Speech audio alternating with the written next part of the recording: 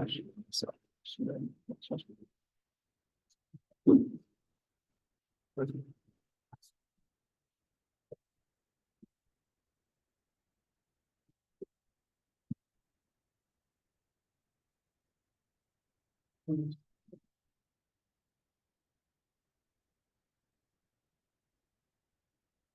all right. Hello, everyone. I'm Kai. I'm Shreyas. Yeah, welcome to Intro to PyTorch. So this is the first time where we're running this class. We're going to be a little bit creating it as we go this quarter. So it should be good. Yes. So I'll start with the course overview and really what this class is about. So the goal of our class is to take people who have maybe a little bit of exposure with machine learning, maybe know what linear regression is, some basic concepts, and getting them to the point where they can start doing AI research, at least at an level. And what we saw time and time again, the leaders in the AI club, is that the biggest bottleneck to that is people do not understand PyTorch very well or understanding neural networks, especially PyTorch. And so to end our focus of our course, we'll be building neural networks, particularly PyTorch. And we'll talk about what exactly we cover in a second, but sort of that will entail introducing neural network concepts throughout the way and mostly focusing on PyTorch. So 25% of the lectures will be on what neural networks are, what transformers are, maybe what convolutional neural networks are, and so forth. That propagation that we'll do today. And then the rest will be on practical PyTorch details, which I'm very excited about.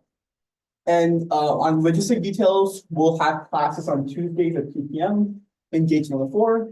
We aren't planning on having any presets or assignments. Is that fine with you guys, or would you guys like some practice? Right? It's fine. Okay. Sounds good. Yeah, so we both have it. And if you guys want, just like we're probably gonna create a Slack group for this and add you guys to it. So yeah, just message on the Slack. Okay.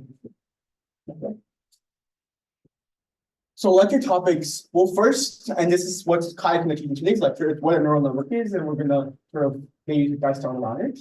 Second is going to be the overview of the pipeline to actually build neural networks in practice. We'll talk about data, how we can do data transformations, some stuff on model in the training loop. And that's what we'll talk about in the second lecture. In the third lectures, and this will be sort of four lectures consisting in 4 weeks with more details on each aspect of the methodology. So first, we're talking about data and how we can load in data, what transformations we can do, reshaping, things like that. If you guys have done PyTorch, oftentimes this is like all the hardest part, just like getting this working. And we'll be going along that. We'll be talking about the models, how we can go through linear, convolutional layers, attention, things like that. We're talking about that for a couple of weeks. And then we'll end it off, end this unit off with training group and how we can sort of get all these together into building that. Fourth, we're going to be talking about common architecture and tasks. So like these days, language modeling, for example, is a very common task. Segmentation is a very common task, things like that. We'll talk about how we can use PyTorch to build neural networks for that. We'll end it off with debugging. We noticed also that debugging is also something that is kind of hard, especially in PyTorch. It's kind of a little bit different than normal programming debugging. We'll talk about that as well. With that being said, Ty, do you want to get started? Yeah. All right. So the objectives for this lecture are going to be first we're going to compare traditional programming with deep learning. And we want to try and make sure everyone has a basic understanding of what a neural network is and why they're used so development. Initially, we're going to end on a little bit of, or we're going to talk a little bit about gradient descent, just because that's the really fundamental part of how you actually create a neural network. So first, what is deep learning and how does it compare to traditional programming? I'll open up the floor to you guys. What do you guys think? It's all right if you know nothing about deep learning or very little, but just what do you guys heard out in the vibe? Sure, say that. Yeah, and we have a certain data set, we have a certain error function, we pass any data set many times, right? But they do the very reduced state to do documents and stuff. And yeah, so anything else? That's really good. So it's pretty useful. That's all we do to find their way. It looks like the most penetration, the most confident. And what are some of the comparisons between deep learning and primitive neural?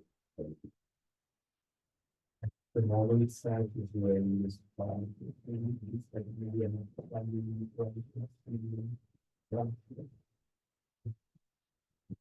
I've written down, this is not an exhaustive list, I've written down a few other things. So we had deep learning, you can learn patterns from data.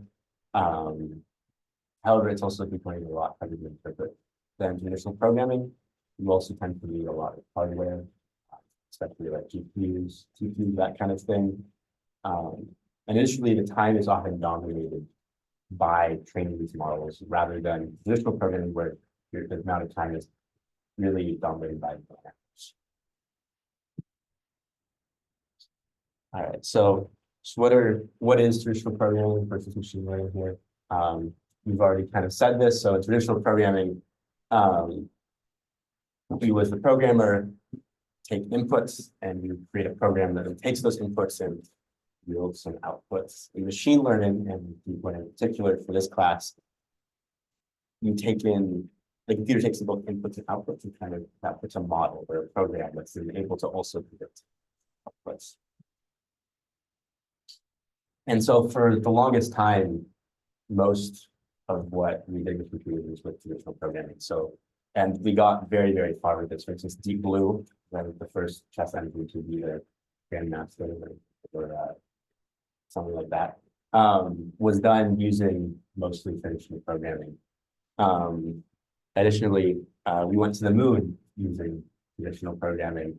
However, it was a lot of work, and many man hours went into creating some of the programs that actually let us achieve this.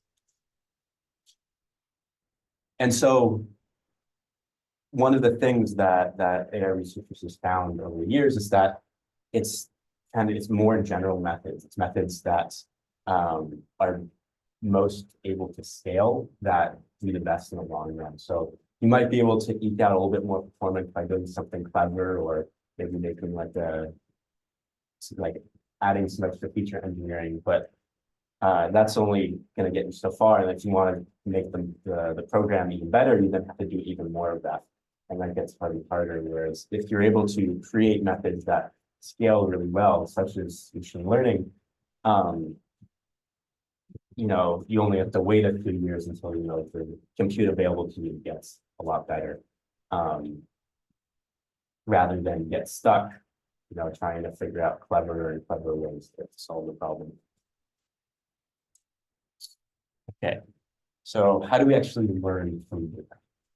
So we're going to start just with a very, very simple pattern here. We're going to start with a linear relationship. So we have one input on the x-axis, and we're trying to create one output on the y-axis. Okay, let me ask you all: how do we as humans, what do we do with the kind of feelings that we learn about? What kind of process like you go about? Yeah. Data points and time. Yes. Yeah. What about let's say you're trying to learn how to ride a bike. How do you learn how to ride a bike? Yeah. Yeah.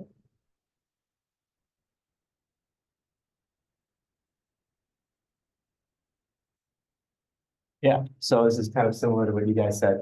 The way I framed it was thinking of it as you create hypotheses, or you create predictions of what's going to happen, and then you need some way to measure how good those predictions are, how good those hypotheses are, and then from there you need some way to then update your hypotheses based off of that feedback. So for learning how to ride a bike through the trial and error, you get on the bike, maybe you fall. It's like, okay, wait, that didn't work. Let me try something a little different, and so on.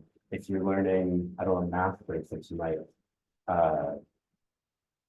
try a bunch of problems and you have a teacher come and correct you and say, oh, wait, I messed up that part. Let me do that differently now. And so the idea of machine learning is really, well, how can we make it? And so really it comes down to these three steps here. You need some way to create predictions. we need some way to measure how good those predictions are, and then we need some way to then improve our predictions. Okay, so how might we do this with our simple linear model? Well, we can start with just a completely random baseline, a completely random hypothesis. It doesn't really matter what it is right now. And be like, okay, well, how good is this? In this case, we're going to measure our performance or measure how good our hypothesis is by computing the average distance between our predictions and the data. And so we know we're getting better if that distance goes down. And then, well, we can perhaps make a new hypothesis. So we can randomly perturb our original model a little bit and see, oh, wait, this model is actually a little better now. So let's keep this hypothesis. And we can repeat that again. And so we perturb our model, we update, or we try a new hypothesis a little bit, and we see that this one is actually worse. And so, okay, well, let's correct that and let's actually go in the opposite direction. And well, we can repeat this over time, and we see that we'll slowly converge to better and better hypotheses, better and better models.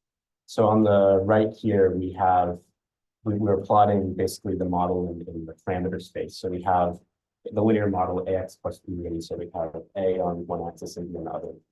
And then we see that over time, we tend to converge to what seems to be some sort of optimal model.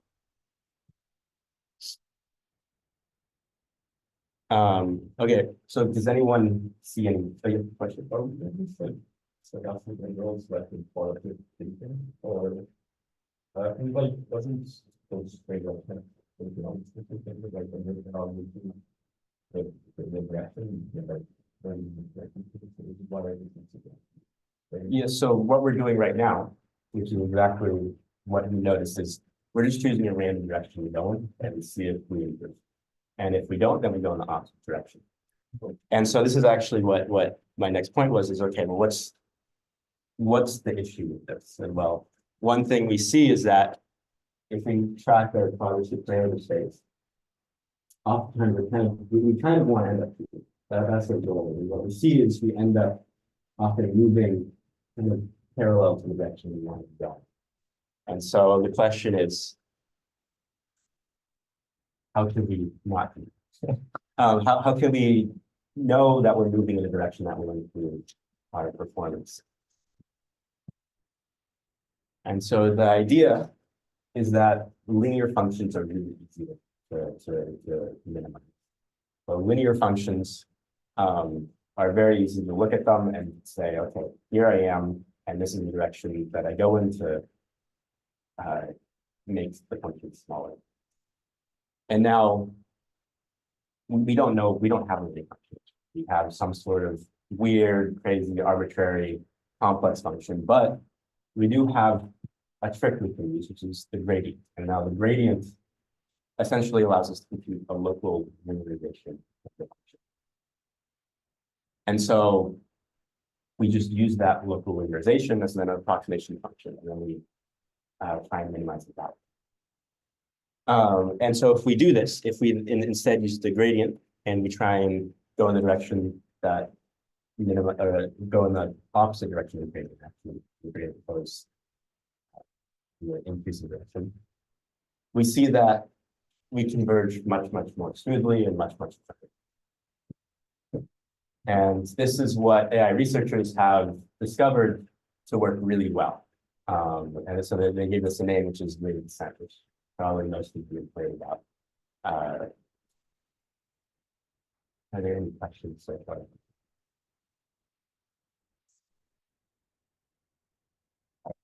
Now, what if we have more complex data?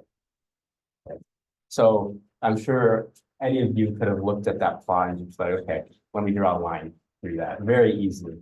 But what if we have, a more complex challenge? How might, for instance, if you're solving a multi-step math problem, how might you build out solving it?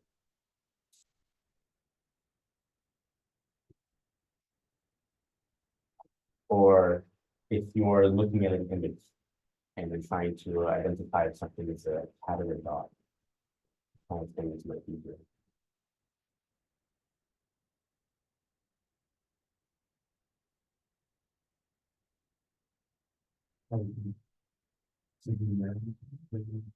Yeah, yeah. Trying to break it down into smaller problems. Yep. Yeah, exactly. Um, so one thing you might do is you break down the smaller problems, and then you might kind of build those things together into one more complex recommendations. You might also try and do things iteratively. So you start with one thing and then you change that a little bit and change it a little more and then change it a little more until you kind of apply it.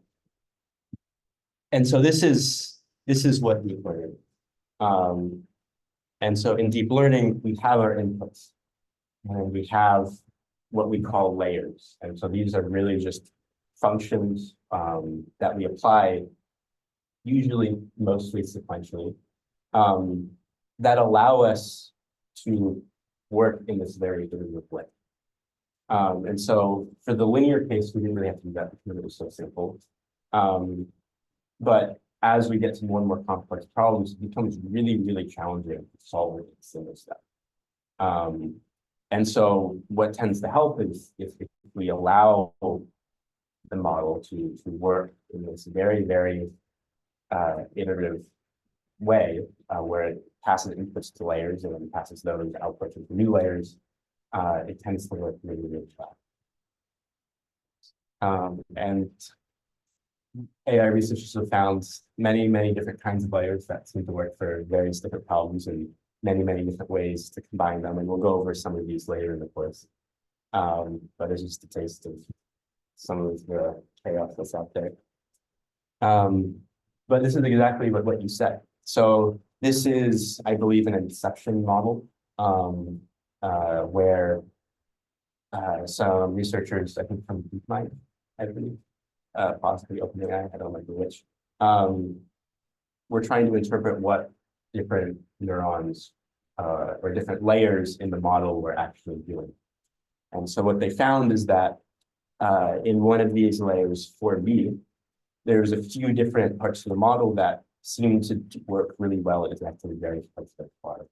So this one seems to detect kind of window shapes. This one more car body, and this one seems to detect wheels. And then these combine together in a later layer, to then detect the full car. Additionally, just more empirically, people have found that increasing the number of layers tends to improve generalization. So this is, I believe, 2014 and 2015, the ImageNet challenge. And you can see that slowly, like axis is going the wrong way for some reason, but time is increasing this way. You see over time, the best performing models increase the number of layers drastically. And until we got in 2015 ResNet, which is now kind of one of state of the art still for, I guess, transformers have now maybe past that a little bit, but it's still used in many applications. Just this very, very deep model that has many, many layers. So another way to interpret this is the fact that you can express exponentially complex functions using more layers. So there's been some theoretical results in this area that basically show that as you increase the number of layers, the complexity of the function you can represent grows exponentially. So that's a lot of complex theory, so I won't really get into it. So let's get to our very first layer then. So what's normally called a linear layer, sometimes called a dense layer. Which is just simply applying a linear transformation to the input. So if we just have one of these, this was just the linear model we were looking at before. And so we apply some linear transformation to X, we also add a bias thing, which is just some constant we add on, and then we get an output. And so the way you do this in PyTorch is you can create a linear layer. In this case, this creates a linear layer where A is 30 by 20 and B is this dimension 30. And we can create some, I don't know, in this case, just some random input. with 128 different data points. We can transform those inputs. And then we get some output that's now, we have 128 different outputs of dimension 30. Are there any questions about that?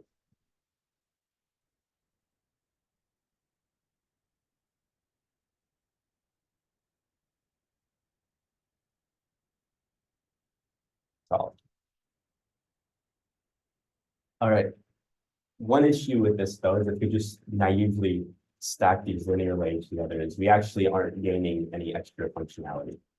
For instance, in a simple case, if we just ignore the bias term, if we just apply several linear layers together, this is actually equivalent to just a single linear layer, because we can combine those two linear transformations into one.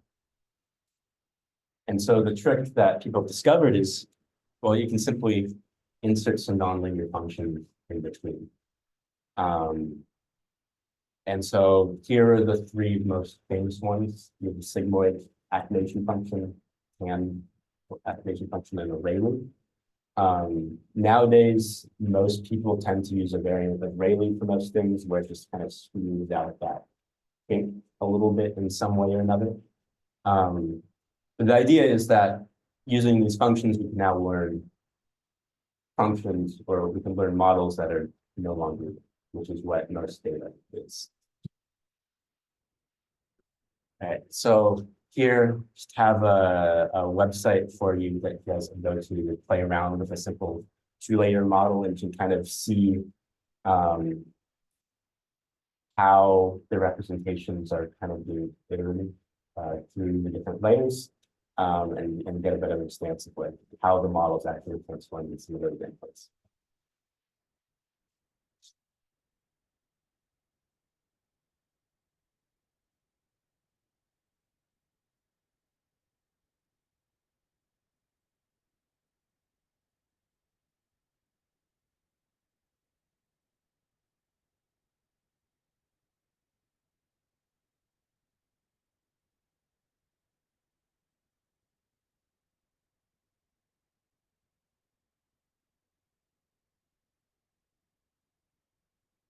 Could we show that on the screen too? Sure. Yeah. Yeah.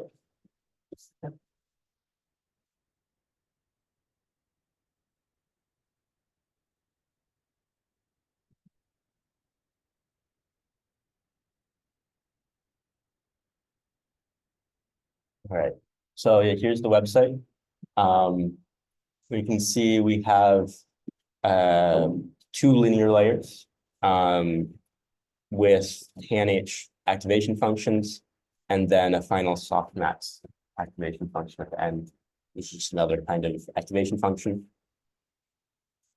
And so we see here on the left is our input, and you can see after the first linear layer or fully connected layer, it's called here FC. All we're doing is just performing some linear transformation on it. But then after we apply our activation function, we can see we learn much more complex shapes. So we can see that what seems to be happening is the green points are all getting shifted to one side, and the red points are trying to be shifted to another. In the space. And then if we apply another fully connected layer, you can see that it's actually starting to fully split the two spaces into two completely, like the green points are very completely separate from the red points. And then nothing really changes the next ones. Try a spiral data set over here.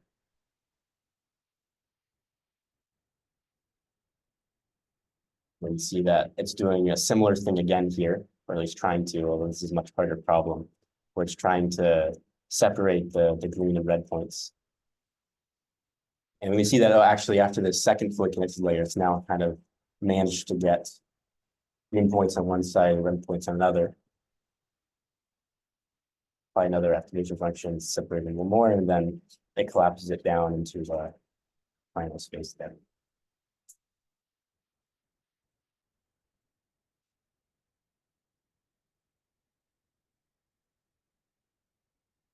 Anyone have any comments or questions about what's going on here?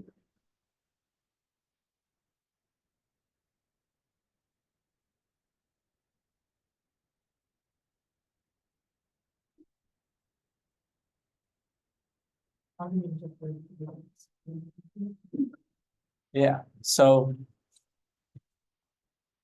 we have this kind of complex data that we're trying to learn here. And so we're trying to, based off of the X and Y position of the point, we're trying to predict whether it should be green or red.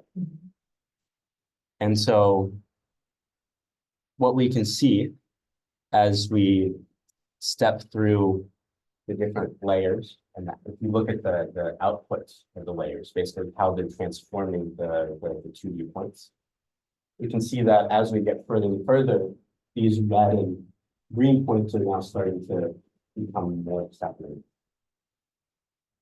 In such a way where we can now very simply, for instance, even here after the second connected layer, having to find the extra activation functions, we can draw a line here very easily and say, okay, things on one side are red and things on the other side are blue.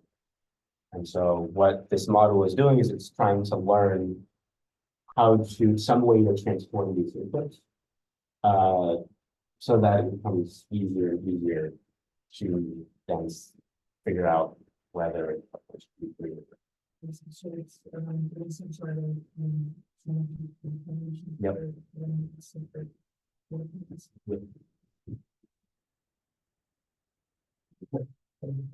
Well, and this is really models and like there's no enough complexity knowledge to explain this. Oh, you mean why this is so? Yeah, it feels like that. Yeah, so there are probably two reasons for that. The first is that there's no regularization, I think.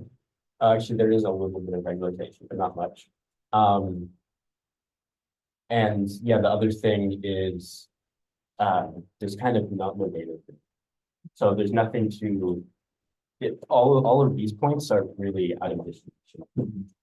And so there's nothing to incentivize the model to do anything here. It can kind of do whatever it wants. And so increasing regularization might improve this and might create something that a human might draw.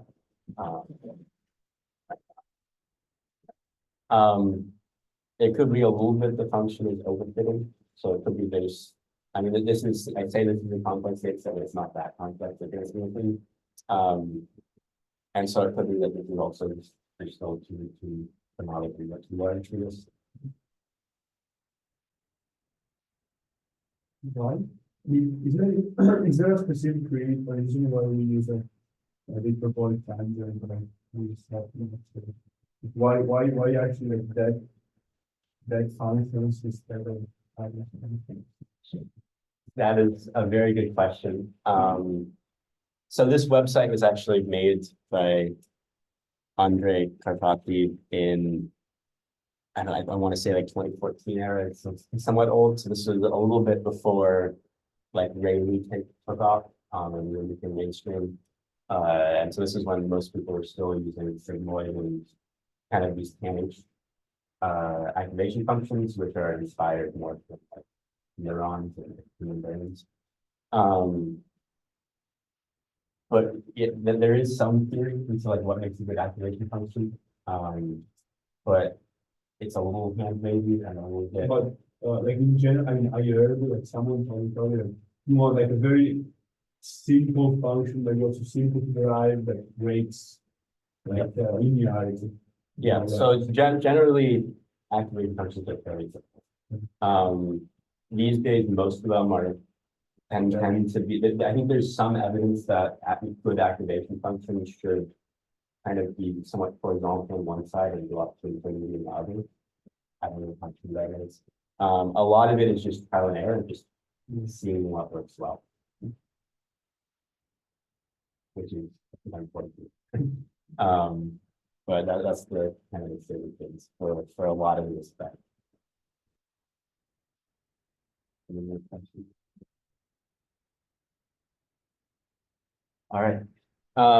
So we're gonna end off with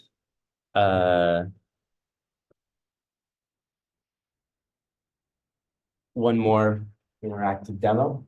And so in this one, you're going to actually try and in this one, you can actually play around a little bit with the activation functions, the number of layers, and so on, and try and see if you can create something that can predict this data set.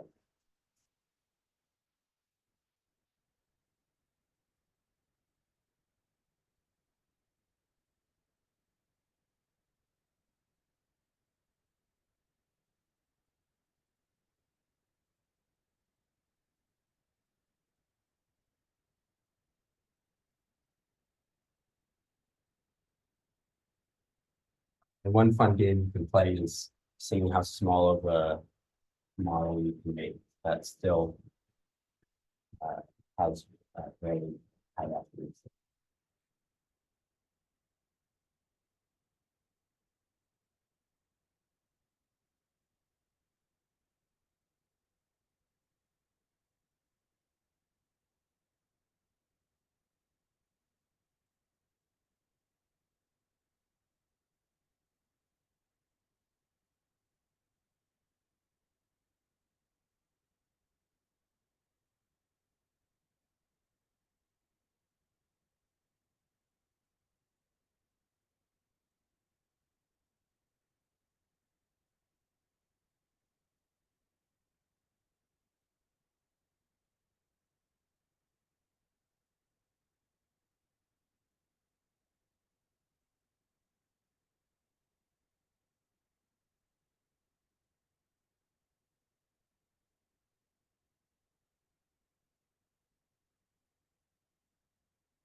And let me know if you have any questions or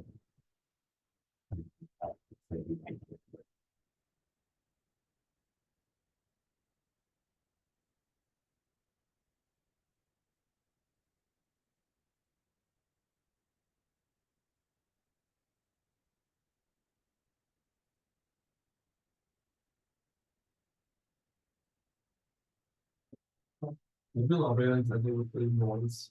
Saturdays. let me open it up. I suspect it's just adding noise to their data set. So just like increasing the spread like this. I don't know what happens if you increase it. It's just that I don't know that. Oh, oh. Are you on Stanford CS or Stanford? Since then. Okay, try any the Stanford.ci.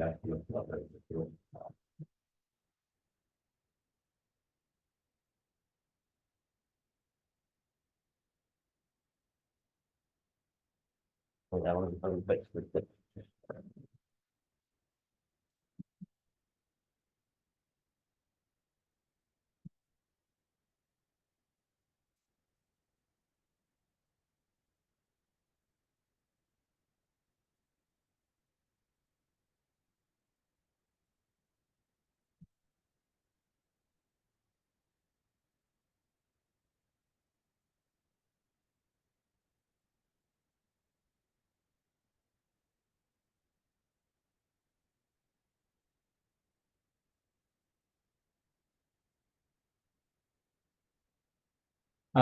it doesn't actually change the distribution of data. It just um, increases the probability that some of the points, like whether they're blue or orange, and randomly flips some of those. And then in the upper left here, you can train your model, and you can see its predictions over there on the right. You see this model seems to be working reasonably well. Kind of learned that the blue points are more in the middle and the orange are very outside.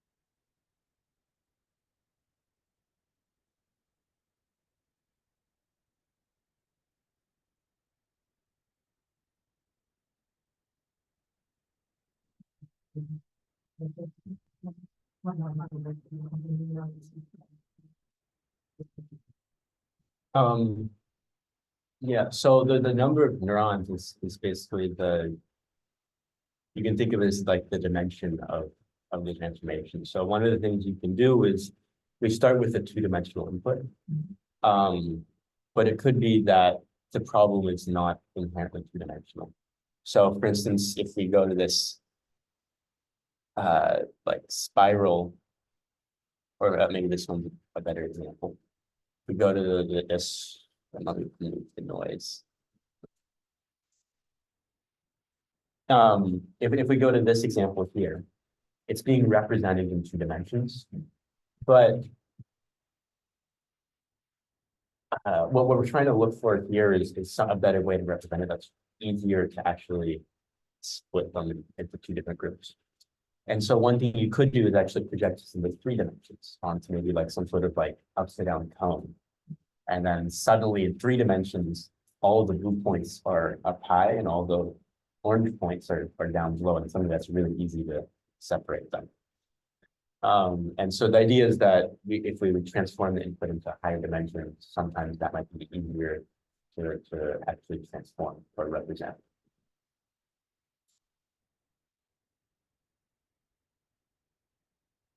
Another way to think of it is increase the number of neurons in the individual layer, increases the number of features or the number of ways to represent the input. So in this case, here, this neuron is kind of representing split this way. This neuron is kind of representing split this way. This one's something like that, so on and so on. And then on the output here, well, I guess maybe let's train this first. For instance, this neuron is combining all of these. I assume this is kind of just adding all of them up. You can see by the blue. So the weight of all of these positively is kind of adding all up. And what you see is that it ends up in a circle. And so it's outputting one kind of on the outside and zero in the middle. And this one's doing the opposite. So this one's outputting one in the middle. Just because it's negating all of these and zero everywhere else, and then we combine those two into the final output. So the first layer, each neuron is trying to catch, so aspect of So in this case, it's kind of subdividing the data into two parts, like maybe it's splitting the data this way. It's sort of like it's everything that's on this side is zero, everything on this side is one, like that. And if you do that a bunch of different ways, you can combine those features to get more complex features. Or more interesting or useful. So is there a PC neuron this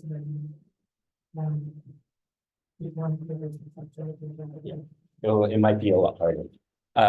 But also if you have too many, then it might also be hard. So let's try two and see if it's.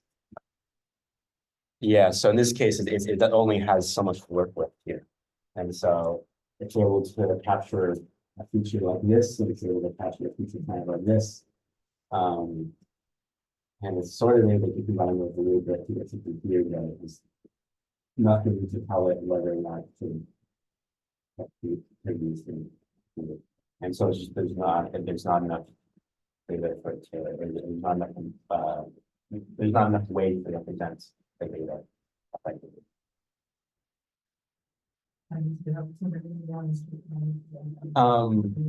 It might be hard to converge. Yeah, that's the main thing is and also it might overfit the data set. So the way they set up this problem is kind of hard to overfit, I think. Just by basically everything in the exact distribution. And it's very low dimensional. When you get to data in much higher dimensions, it becomes a lot easier to overfit. Partly because as you increase the number of dimensions, things come further apart. And so the data set actually becomes more sparse. It's hard to visualize that because you're not used to thinking about high dimensions. But yeah, as you increase the number of dimensions, for instance, if you look at just like a sphere, and increase the number of dimensions and just choose random points in the sphere, as you increase the size of the dimensions, I believe the average distance between those random points will increase. With the slightly with the number of dimensions. And so then this is a kind of similar problem to what we saw. I think someone over here brought up why the previous interactive demo is kind of all spiky and weird looking. As there's more distance between data points, there's less data basically pointing what to do with those gaps, and so it's much easier to right? And as we increase the number of features and then learn features that are like, for instance, if we had I don't know if there's like 100 points here, if we had 100 neurons here, it might just learn a feature for an individual feature for every single one of the points. And so we get perfect accuracy on our training data. But the second we try to use this model fixed on other data that might be, you know, what we do here, it might do something than both.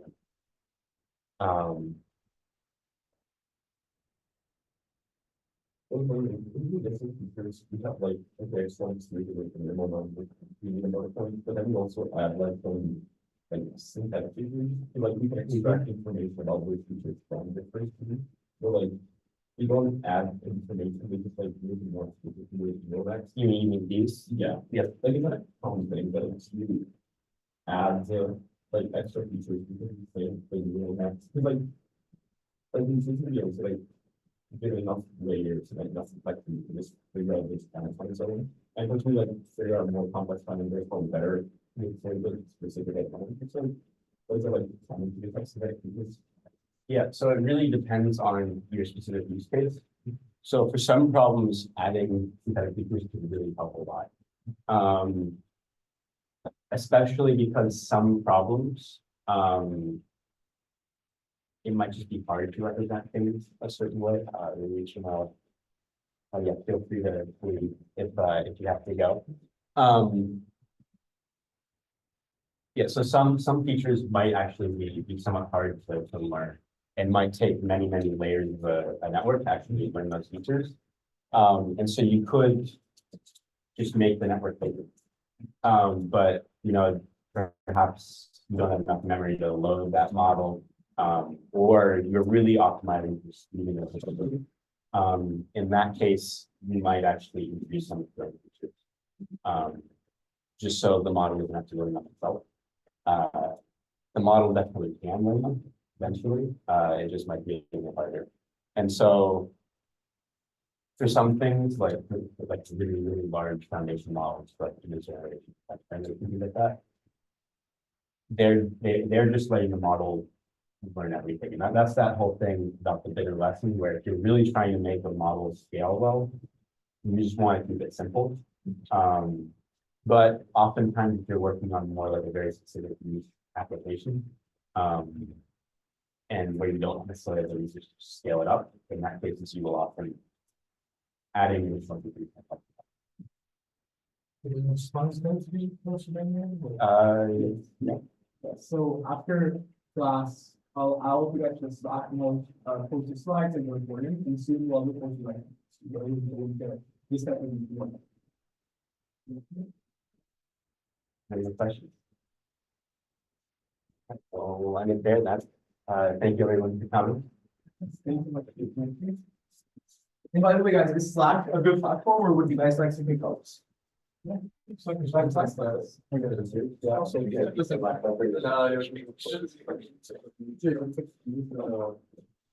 Yeah.